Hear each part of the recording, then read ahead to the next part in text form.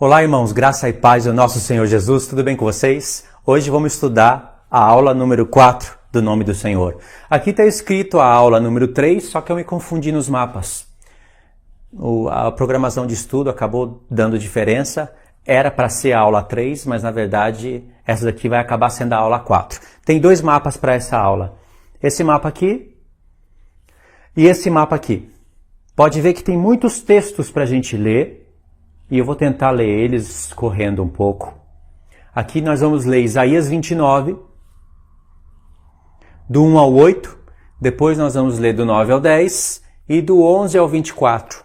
Isaías 29 inteiro. Então essa é a aula número 4.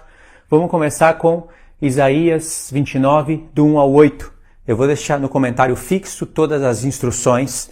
Leia os comentários fixos, irmãos, porque é importante. Lá vai ter as instruções, vai ter a playlist do Nome do Senhor, as outras playlists de estudos relacionados. Se você quiser seguir a Casa de Israel, você segue. Tem estudos sobre Efésios, estudos sobre Romanos, estudos sobre a Trindade, estudos sobre vários assuntos. Alguns deles eu vou deixar a playlist ali no comentário fixo, você segue a aula, tá? Então vamos começar aqui com esse mapa.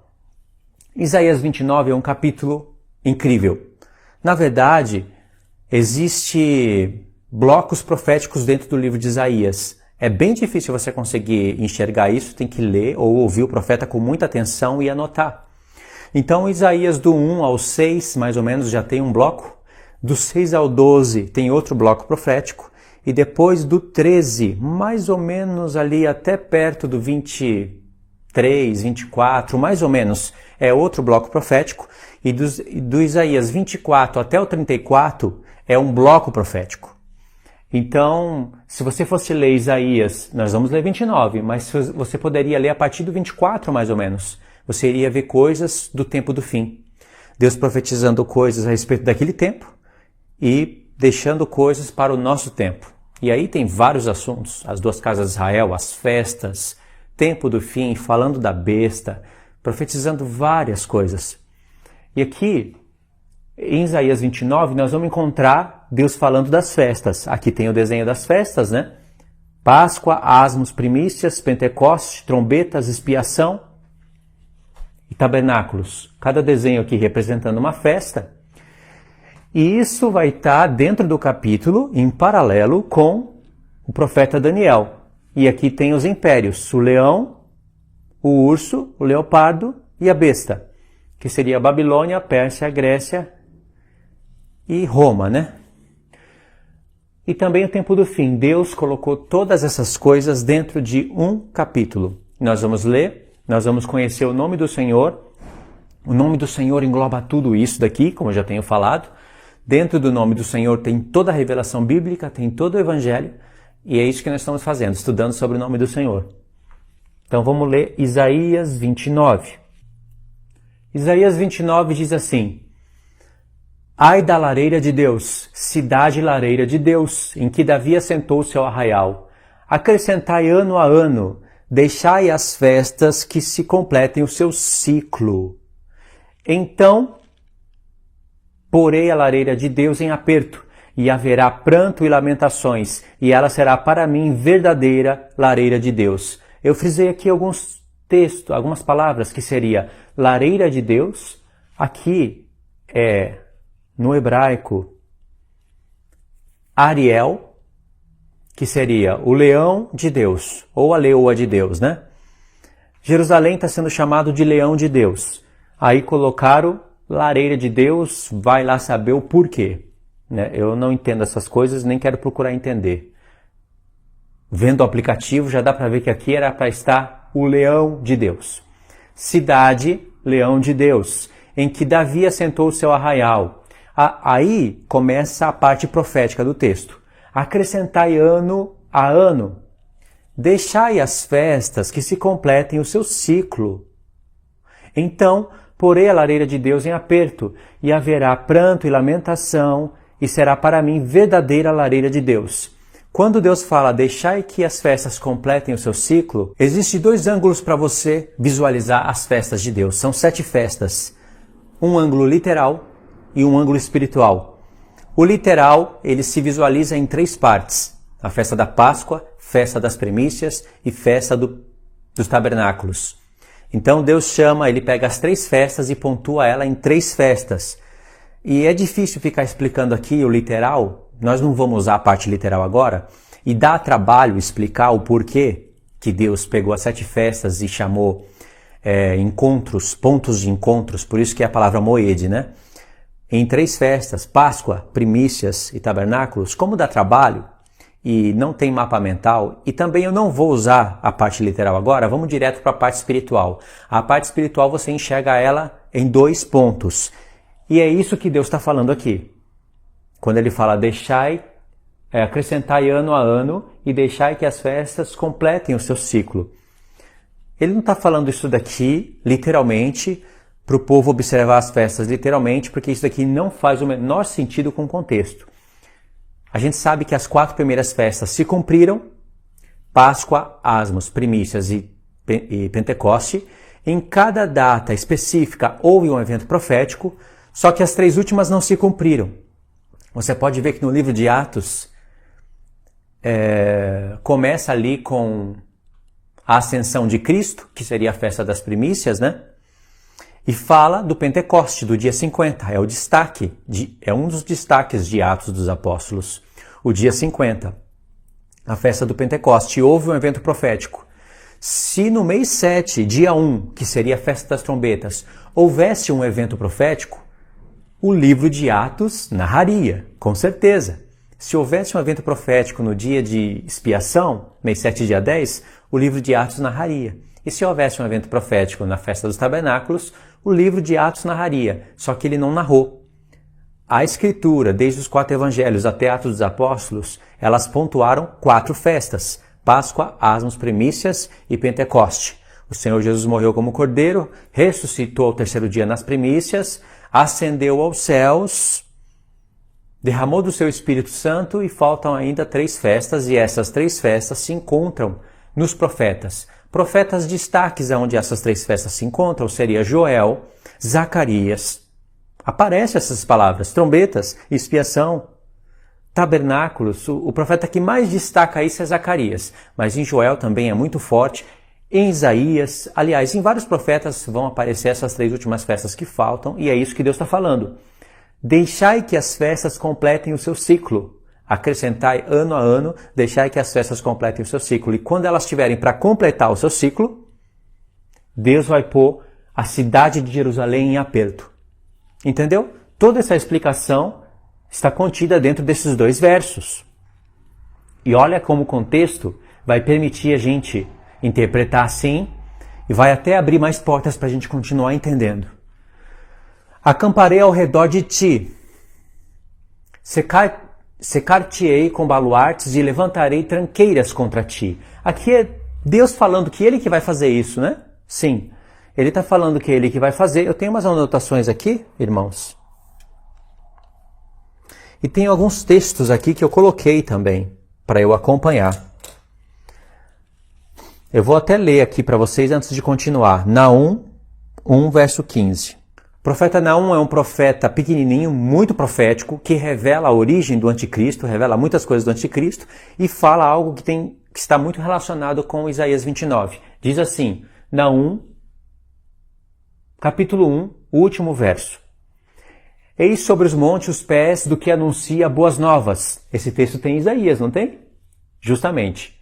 Do que anuncia a paz. Celebra as tuas festas, ó Judá, cumpre os teus votos, porque o homem vil, profeta Daniel, já não passará por ti, ele é inteiramente exterminado.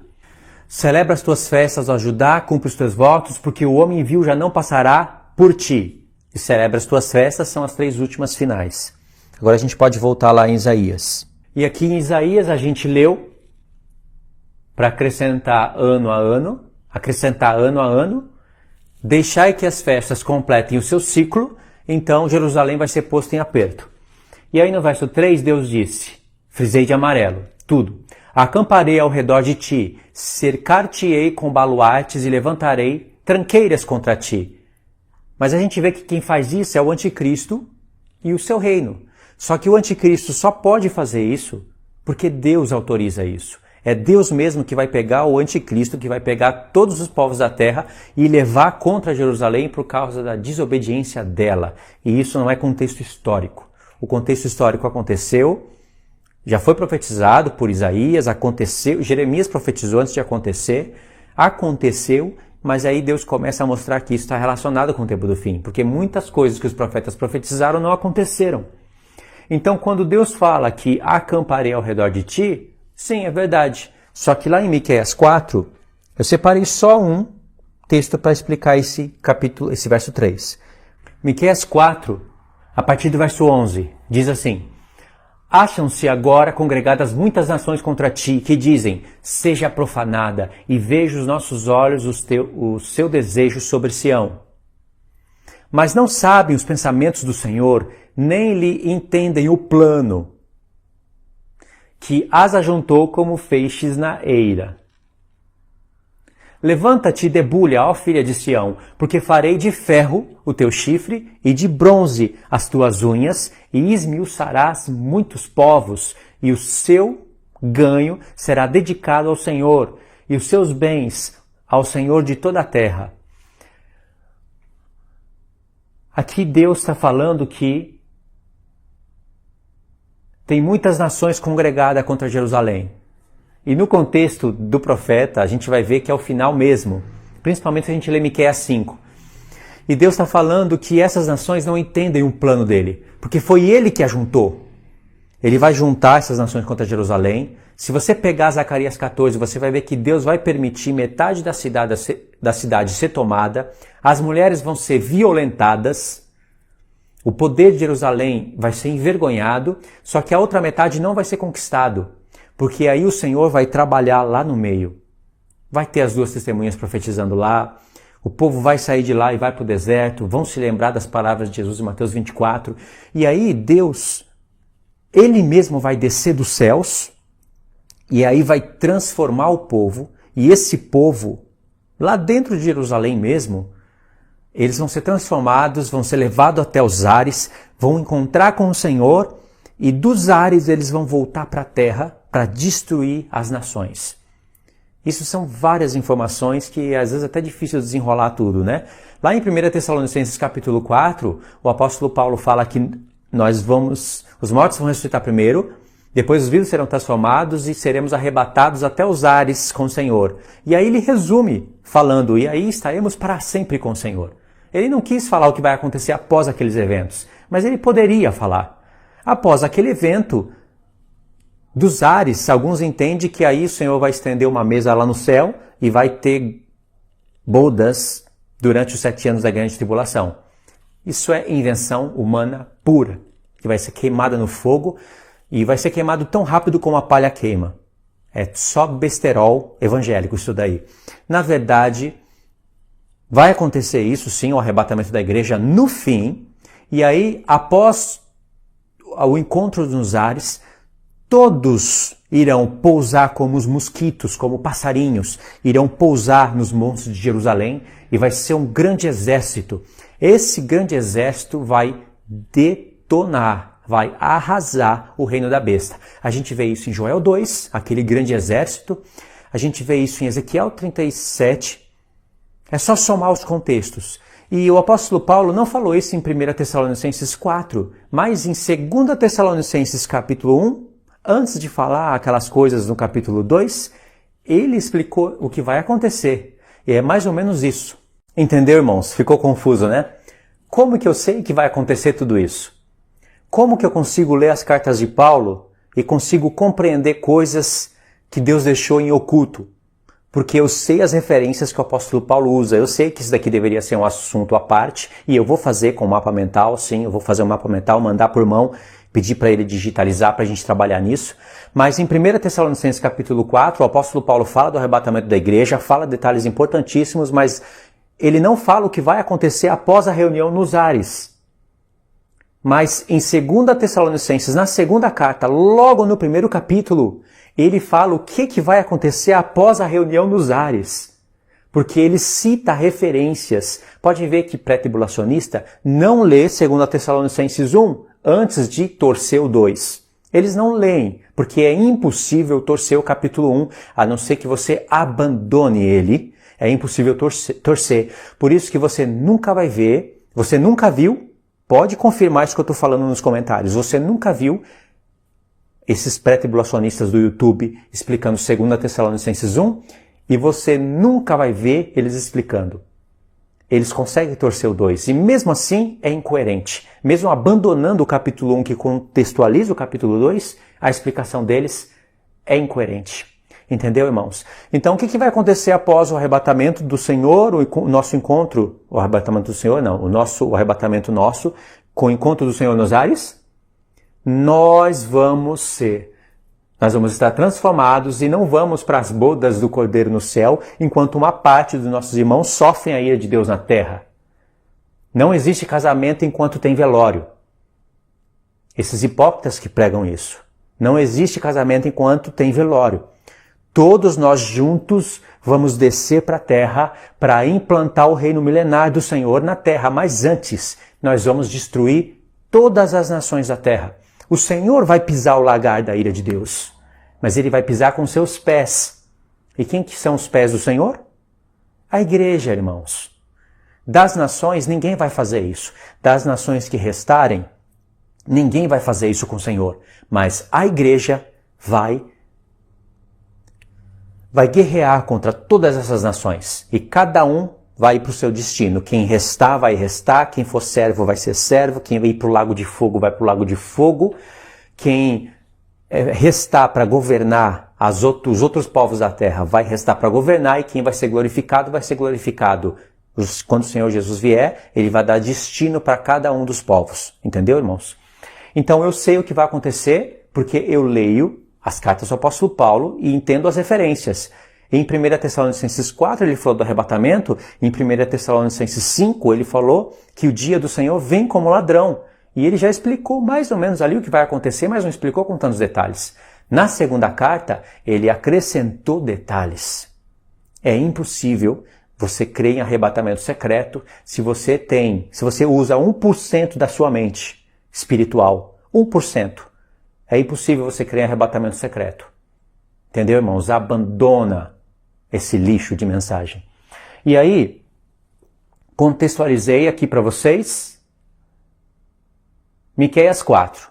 É o Senhor que vai juntar as nações, só que elas não vão entender que é plano do Senhor isso. Entendeu? Porque quando ele juntar todas as nações ali, no lugarzinho que ele quer, ele vai falar, agora eu vou esmagar elas. Mas antes, eu vou transformar o meu povo. É isso que vai acontecer. Aí lá em Isaías 29, justamente Deus fala para celebrar as festas por isso mesmo. Acrescentar ano a ano, deixar que as festas completem o seu ciclo, ou seja, se prepara, entende que faltam 3 festas, entende que você vai estar na terra, se prepara, entende o que vai acontecer. As festas vão completar o seu ciclo você fazendo alguma coisa ou fazendo nada. Mas se você for participante disso, se você estiver vivo e for participante disso, Deus vai te usar. E se você não estiver vivo, pelo menos que você deixe uma mensagem que vá preparar a igreja para esse tempo. Não seja como esses pastores irresponsáveis, avarentos, que se preocupam só com dinheiro e livro. E desprepara a igreja para o que vai acontecer. Se você não for estar vivo, prepara os seus irmãos para o que vai acontecer. Porque o Senhor vai pôr Jerusalém em aperto. Aí no verso 3 eu já expliquei. Vamos ler o verso 4. Diz assim: então, lançada por terra, do chão falarás, e do pó sairá afogada a tua fala. Subirá da terra a tua voz como a de um fantasma, como um cochicho a tua fala desde o pó. Aqui é o abatimento de Jerusalém, né? Quando ela entender que ela não estava crendo no Messias, né? Que o Messias que já veio, eles não creram. Eles vão começar a entender isso. Em Zacarias 12 fala que muitos vão chorar como por um filho unigênito. Mas não vão ser mortos. Mas a multidão dos teus inimigos será como pó moído, e a multidão dos teus tiranos como a palha que voa. Dar-se-á isto de repente, num instante. Se você somar isso daqui com outros profetas, você vai ver que eles irão dizer a paz e a segurança. Não vai haver mal contra Jerusalém. Assim como foi nos dias de Jeremias, será no nosso tempo.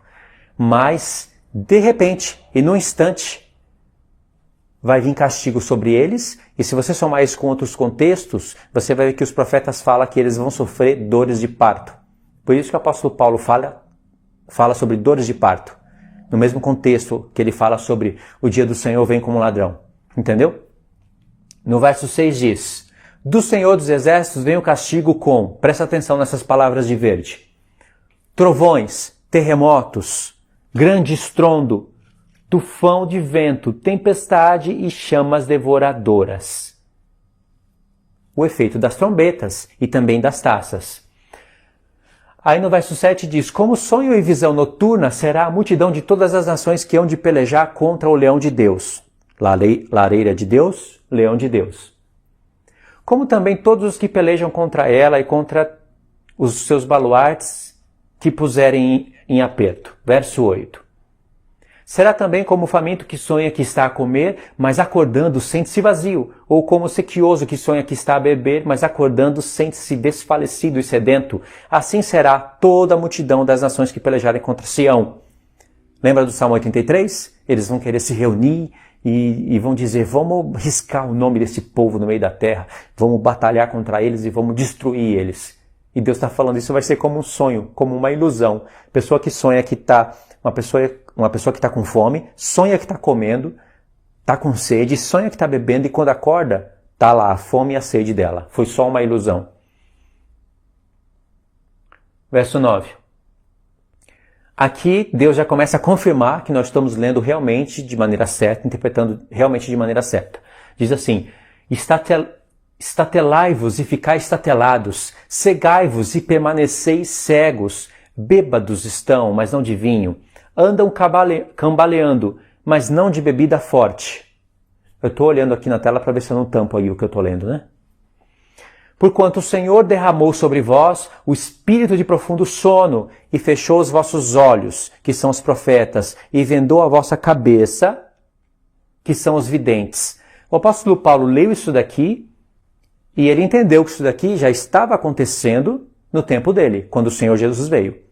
Ele já aplicou esse texto aqui no tempo de Jesus, mas ele sabia que esse contexto aqui seria válido até o tempo do fim. Se a gente clicasse aqui, a gente já vê que o apóstolo Paulo usou esse texto. Verso 11. Toda a visão já vos tornou como as palavras de um livro selado, que se dá ao que sabe ler, dizendo: lê isto, peço-te. E ele responde: não posso, porque está selado. Verso 12. E dar-se-á o livro ao que não sabe ler, dizendo: lê isto, peço-te. E ele responde: não sei ler. Olha só. As partes de vermelho. Toda a visão, palavras de um livro selado. Lembrou de alguma coisa? Qual é o livro que tem visões, que profetiza o tempo do fim e que estaria selado? O livro do profeta Daniel, irmãos. Por isso que o Senhor Jesus, em Mateus 24, ao contextualizar, a profetizar o tempo do fim, destacou o profeta Daniel entre tantos. Como disse o profeta Daniel, quem lê entenda, é um livro que estava selado. Entendeu? E estaria selado até o tempo do fim. E quando o Senhor Jesus vem, já começa os últimos dias. E aí aqui o povo vai ficar tão desesperado que eles vão dar o livro para os que sabem ler, mas os que sabem ler não vão entender, ainda que saibam ler, porque vai estar selado, porque não estudam a palavra do Senhor, principalmente porque não receberam o Messias. E vão ficar tão desesperados que vão dar o livro até para os que não sabem ler. Isso é para mostrar o desespero. Não sei se isso aconteceu literalmente. E o que sabe ler vai dizer: eu não posso porque eu não sei ler. Aí no verso 13 diz: o Senhor disse, olha só como está bem relacionado com o tempo de Jesus. Daniel profetizou o tempo exato em que o Messias viria na terra. E eles não entenderam. Visto que este povo se aproxima de mim e com a sua boca e com os seus lábios me honra, mas o seu coração está longe de mim e o seu temor para comigo consiste em mandamentos de homens que maquinalmente aprendeu. Verso 14. Continuarei a fazer obra maravilhosa no meio deste povo, sim, obra maravilhosa e um portento, de maneira que a sabedoria dos seus sábios perecerá e a prudência dos seus prudentes se esconderá. Lembra desse texto aqui? A sabedoria dos seus sábios perecerá? Pode ver, ó, aqui nessa cruzinha. Esse texto aqui vai estar em 1 Coríntios 9. O apóstolo Paulo aqui vai estar falando da sabedoria de Deus. Ele vai estar falando que se os homens conhecessem a sabedoria de Deus, jamais teriam o crucificado. E lá ele diz que Deus já tinha profetizado as Escrituras que Deus iria fazer a sabedoria dos homens se tornarem loucura. E a loucura de Deus iria ser sabedoria. Por isso que ele aplicou esse texto lá na sua carta, entendeu? Então já começa a ser usado esses textos no tempo do Senhor Jesus. Então 2 textos aqui, ó. Esse do do verso 13, o Senhor Jesus aplicou a ele mesmo. E depois, logo no verso 14, o apóstolo Paulo aplicou um pouquinho adiante do Senhor Jesus. E olha o que acontece. Você pode achar que esse verso aqui está falando só dos judeus. Não está. Está falando dos homens de hoje também, principalmente pastores. O Senhor me disse, visto que esse povo se aproxima de mim, e com a sua boca e com os seus lábios me honra, mas o seu coração, a mente, está longe de mim, e o seu temor para comigo consiste só em mandamentos de homens. Você conhece seitas que fazem isso? Que com a boca e com os lábios honram o Senhor. Mas o coração está longe dele. E os mandamentos desses homens, o temor que esses homens têm para com Deus, porque muitas dessas linhas malignas temem a Deus. Só que o temor consiste só em mandamentos de homens. Deus fala que ele iria continuar a fazer obra no meio desse povo. De maneira que ele iria fazer a sabedoria desses que se acham sábios perecer. É isso que vai acontecer com a maldita doutrina calvinista. Essa é uma doutrina vinda do inferno. Rômulo Marasquim está lá agora se preparando, nesse momento, para ensinar calvinismo. Um lixo de canal. A Bíblia e o Rômulo Marasquim não combinam. Teme a Deus. Mas o temor consiste em mandamentos de homens. Com a boca, honra a Deus, mas a mente está longe dele. Não conhece as 2 casas, não conhece as festas. Sensacionalismo puro, só lixo sobre lixo e as pessoas comendo. A sabedoria desses tais e de outros que eu nem mencionei o nome, poderia mencionar aqui a lista: Paulo Júnior, Augusto Nicodemos, Hernandes Dias Lopes, todos homens desviados da verdade. Homens que emprestam a boca para o diabo para ensinar pudriqueira para a igreja. Esses homens serão envergonhados diante do Senhor. Esse texto não se aplica somente para judeus. Se aplica para gentios e se aplica para o nosso tempo também. De maneira que isso daqui pode ser aplicado até para mim mesmo se eu estivesse falando besteira aqui. Mas eu tenho consciência do que eu estou falando. Esses homens serão envergonhados diante de 12 tronos. Diante dos 12 apóstolos, eles serão envergonhados. Isso se ressuscitarem na primeira ressurreição. Aí essa parte de preto aqui é a parte que eu considero não importante ler para o nosso contexto. Vamos ler a partir do 18. Entendeu até aqui, irmãos? Não pense que essas doutrinas que eu mencionei e essas pessoas que eu mencionei são pessoas meramente enganadas por doutrinas humanas. Porque a doutrina calvinista é uma doutrina maquinada por uma mente diabólica. Pelo próprio diabo, que vem, se levanta como se fosse uma besta da terra. Tem chifres parecendo cordeiro, mas quando abre a boca, fala como dragão. A fala calvinista é uma fala bem semelhante à da serpente. É uma doutrina maldita, irmãos. Tem que ter nojo e odiar essa doutrina. Uma coisa que eu gosto no pastor Nathan Rufino é isso. Embora ele seja pré-tribulacionista, embora eu faça vídeo denunciando as coisas que ele ensina, eu não posso deixar de perceber isso nele. Ele odeia a doutrina calvinista. E eu estou com ele nisso. Tem que ser odiada. E vai ser odiada. Deus odeia essa doutrina. Deus odeia Ele odeia quem gasta o seu tempo para explicar uma pudriqueira dessa para a igreja.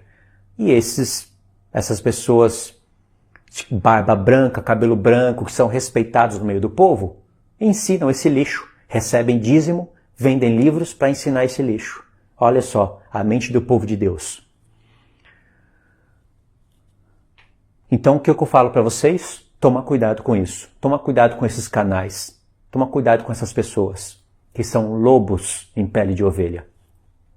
Eu quero ver se essa doutrina, se fosse aplicada sobre eles, se eles achariam justo. Eu duvido eles falarem que seria justo isso. São pessoas que se gloriam. Prega contra gloriar-se e eles mesmos se gloriam de seus eleitos de Deus, os queridinhos de Deus. Então eu fiz essa pausa aqui porque realmente quando eu lembro da doutrina calvinista, a minha ira acende. Verso 18. Naquele dia, os surdos ouvirão as palavras do livro e os cegos, livres da escuridão e das trevas, as verão. Lembra de um contexto imediato? Um livro selado que as pessoas não conseguiam entender? Deus disse que haveria um dia em que os surdos iriam ouvir as palavras do livro. Não diz nem os cegos, diz os surdos. E os cegos, livres da escuridão e das trevas, as verão. De maneira que quem não consegue entender as palavras do profeta Daniel é surdo e cego. Quem consegue entender tem visão e tem audição do Senhor. Verso 19. Os mansos terão regozijo sobre regozijo no Senhor, e os pobres entre os homens se alegrarão no Santo de Israel. Pode ver que o Senhor, as Escrituras, afirmou isso logo após ter dito que os surdos iriam ouvir as palavras do livro e os cegos, livres da escuridão e das trevas, iriam ver. O verso 19 é o efeito de quando os homens conseguem entender as palavras do profeta Daniel. Significa que está entendendo a palavra de todos os profetas, significa que está entendendo a conexão com o livro da lei, significaria também que vai poder cruzar Daniel com o Apocalipse, com os demais profetas e vão ensinar a terra. E ensinamento das palavras do Senhor, a exposição das Escrituras traz luz. E o que acontece? Iriam preparar os homens para as coisas que hão de vir. O livro do profeta Daniel profetiza justiça, profetiza todos os efeitos da paz que o Senhor vai trazer. Significa que aquele chifre pequeno, com seus 10 chifres que estariam aterrorizando a terra, marca da besta e tudo mais, quando o Senhor viesse do céu, depois de 3 tempos e meio, o Senhor vai descer do céu, quando ele vier, ele vai destruir o poder do chifre pequeno. Ele vai destruir o poder dos 10 reinos. Ele vai tirar a marca da besta da terra, vai acabar com os ídolos, vai acabar com todos os impérios do mal e vai estabelecer o seu reino. Por isso que vai ter fim de pecados, cessar da transgressão, que seria a transgressão assoladora, a expiação da iniquidade, que seria a sexta festa, e aí estabeleceria justiça eterna, estou repetindo, tabernáculos. E aí sela a visão, sela a profecia. E o santo dos santos é ungido. Sela a visão e sela a profecia. Que visão e profecia que é? A pedra, no capítulo 2, bate nos pés da estátua, derruba aquela imagem daquele homem, que é a imagem do anticristo, derruba os impérios e a pedra se torna em um grande monte que enche toda a terra do reino do Senhor. Já no capítulo 7, a visão muda, as figuras mudam, significa que o ancião de dias vem depois de 3 tempos e meio, que seria a metade da última semana, tira o poder do anticristo e estabelece o seu reino. Faz justiça aos santos. Entendeu? O efeito disso é, os mansos terão regozijo sobre regozijo no Senhor, e os pobres entre os homens se alegrarão no Santo de Israel. Vamos ver se isso é assim mesmo? Pois o tirano é reduzido a nada. O escarnecedor já não existe, e já se acham eliminados todos que cogitam da iniquidade. Não é assim? É assim que se lê os profetas. Aí vamos para o verso 22. Portanto, acerca da casa de Jacó, assim diz o Senhor que remiu a Abraão. Remiu a Abraão. Jacó não será envergonhado, nem mais se empadecerá o seu rosto. Mas quando ele e seus filhos... Vou subir aqui o verso. Verso 23. Mas quando ele e seus filhos virem as obras das minhas mãos, no meio deles, santificarão o meu nome. Aqui é conhecer o nome do Senhor. Você só pode santificar o nome que você conheceu. Ehier, Asher, Ehier. Eu serei o que serei. O Senhor se faz homem, faz toda a obra que ele teria que fazer como homem, vence o pecado, vence a morte, o Pai aceita o seu sacrifício, ressuscita o Filho do homem, e agora ele se fez homem e tornou possível nós nos tornarmos como ele é. Nós seremos o que ele é. Eu serei o que serei. Quando ele vem, ele diz, eu sou. E aí, em Apocalipse, ele diz, aquele que é, que era e que há de vir. Aquele serei que serei, ele vem, ele diz eu sou, ele ainda é, ele vai continuar sendo e ele vai vir. Entendeu? Quando ele vier, essas coisas vão acontecer. E quando nós víssemos as obras das mãos do Senhor, nós iríamos santificar o nome do Senhor. O Santo de Jacó, e temerão o Deus de Israel. E os que erram de espírito virão a ter entendimento, e os murmuradores hão de aceitar a instrução. Nós lemos até o 24. Então seria do 1 ao 8, nós temos as festas, né? Acrescentai ano a ano, deixai que as festas completem o seu ciclo. Por isso que eu coloquei aqui as festas, expliquei, contextualizei. O verso 9 e o 10 seria um texto para os incrédulos. Lembra? O verso 9 e o 10. É que eu não destaquei essa parte, né? Mas o verso 9 diz: estatelai-vos e ficai estatelados, cegai-vos e permanecei cegos. Bêbados estão, mas não de vinho, andam cambaleando, mas não de bebida forte. Esses são os que não vão enxergar as palavras do profeta Daniel, não vão enxergar as palavras do livro selado, vão continuar cegos e vão continuar surdos. Mas outros iriam ver as palavras do livro. Iriam ter os olhos abertos e os ouvidos abertos. E aí no mapa eu coloquei verso 9 e o 10 é para os incrédulos. E aqui o do verso 11 ao 24, que foi o que nós lemos, para contextualizar aqui a parte do profeta Daniel. Aí nós vimos a profecia, né? Eu resumi tudo, é claro, mas esses animais se encontram no livro selado, que haveria de ser aberto para nós. Profetizou a semana 69, a vinda do Senhor Jesus. E aqui tem até alguns textos que eu acabei não lendo, né? Mas está aqui Daniel 12, 4, 8 a 13 e Apocalipse 22, do 10 ao 12. O que vai ter nesses versos aqui, quando você for ler? Daniel 12, Deus vai falar que é para selar as palavras do livro, que elas estariam seladas até o tempo do fim. Ele fala duas vezes. Já em Apocalipse 22, que tem uma conexão muito íntima com o profeta Daniel, no finalzinho do livro, o Espírito Santo diz, não cele as palavras desse livro. Então, Daniel, um livro selado. Quando veio o Apocalipse, diz, não cele as palavras desse livro. Se as palavras de Apocalipse não estão seladas, quanto mais as palavras do livro do profeta Daniel. O livro do Apocalipse tira o lacre do livro de Daniel.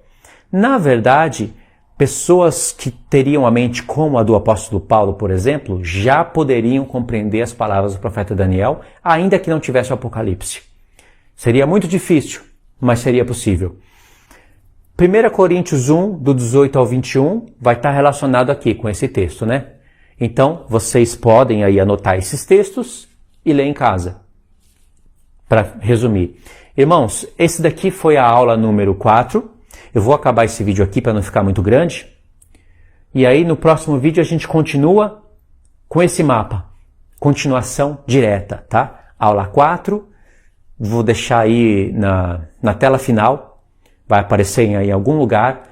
Você pode ir direto, caso você for assistir agora. Se não, vai na playlist, no comentário fixo, e lá vai ter a aula 4 e a aula 5. A próxima aula será a aula 5. Tá bom, irmãos? Espero que vocês tenham entendido. Desculpa a correria. Expliquei aqui bastante coisas, mas eu acredito que quem assistiu com atenção pôde compreender. Tá bom? Conhecemos mais um pedacinho do nome do Senhor. Deus abençoe a todos. Irmãos, fiquem todos na paz do nosso Senhor Jesus. E que o Senhor esclareça o coração de todos os irmãos, anima na palavra do Senhor, fica firme no Senhor, aprende e ensina para os irmãos, que é isso que o Senhor quer de nós, tá bem? Santificando o nome do Senhor. Fiquem todos na paz do nosso Senhor Jesus.